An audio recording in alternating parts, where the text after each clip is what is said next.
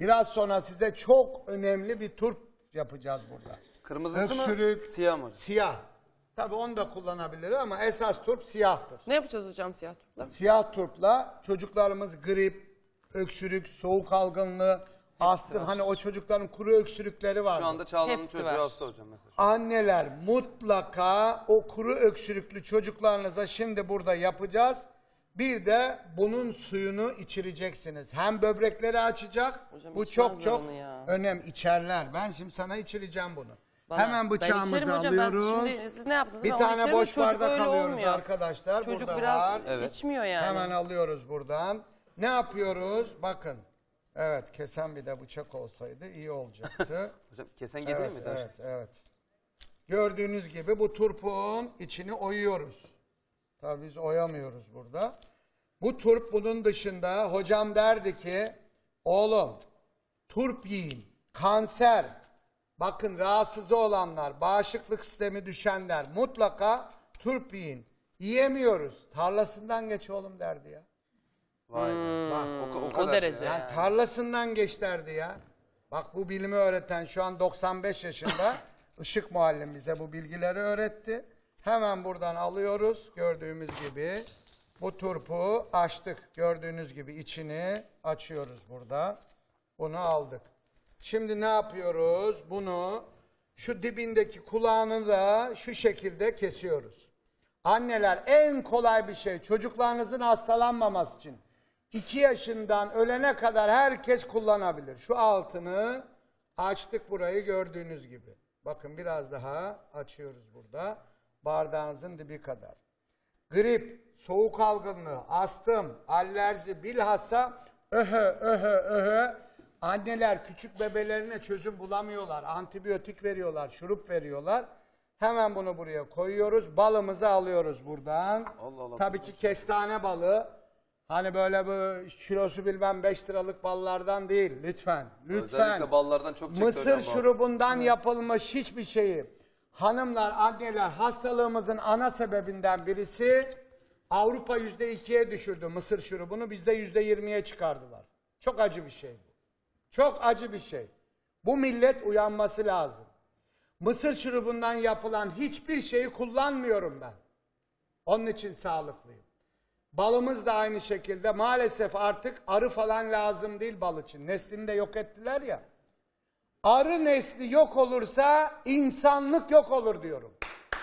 Doğru valla. Doğru. Neden? Ya burada gördüğün her şeyi, elmayı, armutu, sebzeyi, meyveyi, kirazı, dutu, her şeyi dölleyen Çağla Hanım arı.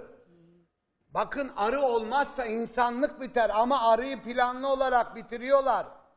İlaçlamalar yapıldı, kuş gribi dendi, bütün kuşlar telef edildi. Evet. Kene çıktı, niye? Kene yiyordu bütün kuşlar. Kene çıktı, keneyi zehirlediler, keneyi yok etmek için tavukları yok ettiler. Bakın, tavukları yok ettiler, kene çıktı. Keneden ne oldu? Bütün araziler ilaçlandı. Tonlarca ilaç döküldü. Yağmurlarla sularımıza karıştı. Tarlalar havaya buhar oldu, arılar öldü. Yani farkında olmadan aslında yavaş yavaş zehirleniyoruz. Efendim farkında değil. Ben bilerek yapıldığı kanaatindeyim bunun. Akıl tutulması var ve açıkladı en son. Dediler ki bu ilaç sektörünün bir şeyiydi dediler. Onun için bal çok önemli, mısır şurubunu asla hiçbir ürününüzde varsa böyle birisi sağlıklı diyeceksiniz kardeşim bunda mısır şurubu var mı? Okuyacaksın. Var. Okuyun ya. Allah'ın ilk emri oku değerli dostlar. Şimdi dün yine dostlarım vardı benim Muzaffer ve işte iş adamları, sanayiciler falan böyle. Ya hocam diyor çok agresifsin diyorlar kanalda. Ben çok güzel şeyler söylerim size. Gülerim, mutlu, nasılsınız, iyi misiniz? Ama Hani öyle değil diyorlar hocam ya. efendim işte zatenizin falan canım. Ya millet elden gitmiş. 100 kişinin 98'i hasta. 40 milyar dolar ilaçlara veriliyor. Her yer hastane olmuş. Bir ülkede hapishane çoksa o ülkede suçluluk fazladır. Suç fazladır. Bu ülkede hastane çoksa hasta fazladır. Bunun önlemi alınması gerekmez mi arkadaşlar? Ya? Doğru. Hocam, Yani gel de agresif olma. Çok haklısın. fikrimizi Birileri bunu konuşması lazım. Bu ülkeye hastaneler lazım. Ama hastalanmamak için sistemin kurulması, gıda terörünün önlenmesi lazım. Hocam tamam. Hocam. Sakin olalım. Hocam sakinleştir. Bir turp kesim. Evet, sakinleşmek için Bir evet, kaşık bal kaşık Kaşık almıyoruz. almıyoruz. Pardon. Çağla Hanım, Döküyoruz kaşık hocam. yok Lütfen hemen. Çağla. Tahta kaşıkla ya da. Bakın güzelce balın da Of. bu ara hangi bal iyidir onu da öğretiyoruz. Bakın neler öğreniyoruz. Turpa bal da ilk Balı defa böyle duydum. yukarıdan yaptığınızda bak bu kopmuyorsa sağlıklı bir şeydir bu. Bak koptuğu zaman sağlıksızdır, şekerlidir. Kopmadı çünkü çok önemli bir bal bu. Kestane balı. Bizim Karadeniz, Kastamonu, İnebolu kestane bölgesidir. Bursa'da kestane yoktur. O kestane yenmez, Bursalılar alınmasın. Bartın'dan Sinop'a kadar olan bizim küçük kestane yenir. Bunu biliyor muydunuz? Hayır. Yok. Bak bir kelime öğreteni ne diyor Hazreti Ali? Kölesi olurum diyor da sen kölemele olma. Kölesen yani. Hocam bu şimdi ne kürüydü yaptığımız? Öksürük, alerji.